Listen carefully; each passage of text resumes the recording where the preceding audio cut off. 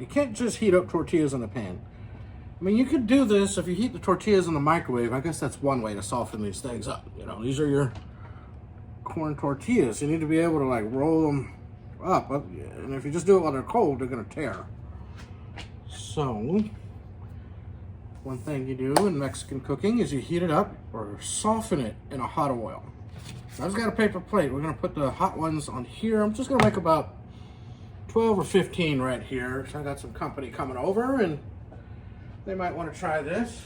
Make sure you got enough oil to kind of fry something. You're not really frying. You're just gonna heat it up. But first I'm heating up the pan. The pan's nice and warm.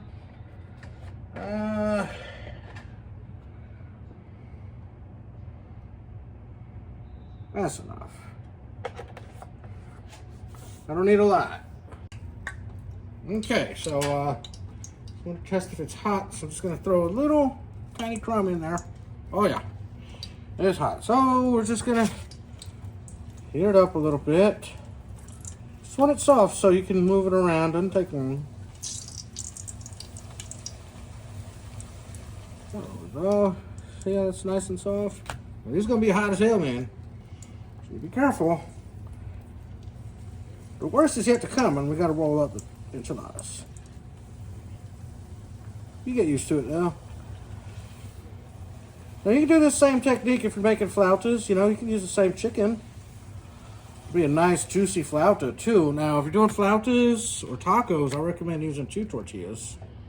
Actually, use 2 tortillas. Anytime you're making tacos, guys, unless it's a crunchy taco, always use 2 tortillas. Enchilada, you only need 1 tortilla. Unless you're making a super jumbo one. I mean, you can make a flauta with 1, but it's just going to be one sad little flauta.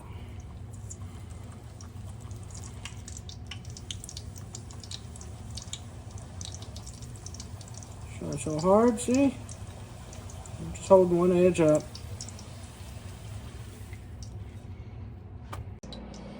Alright, one more. So, let's just turn the oven on to 350.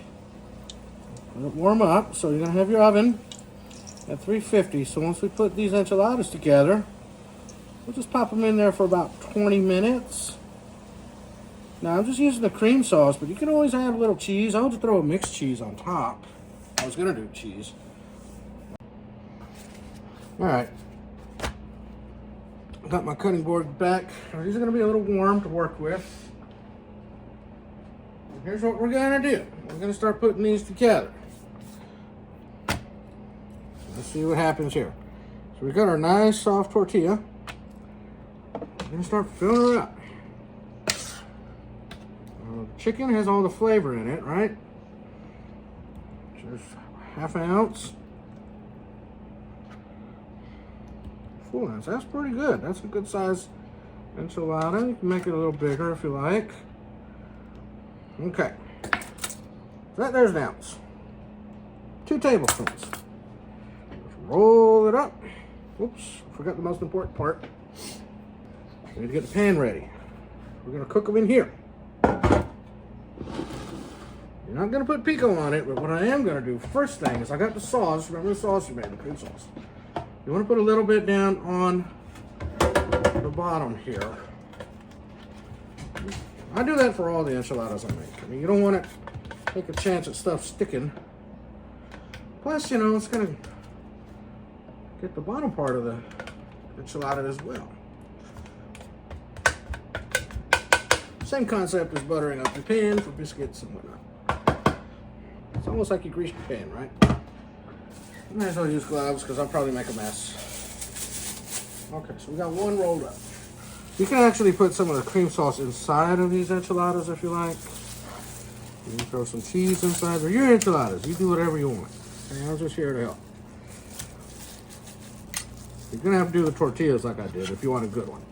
You can do it in the microwave, but, you know, same concept.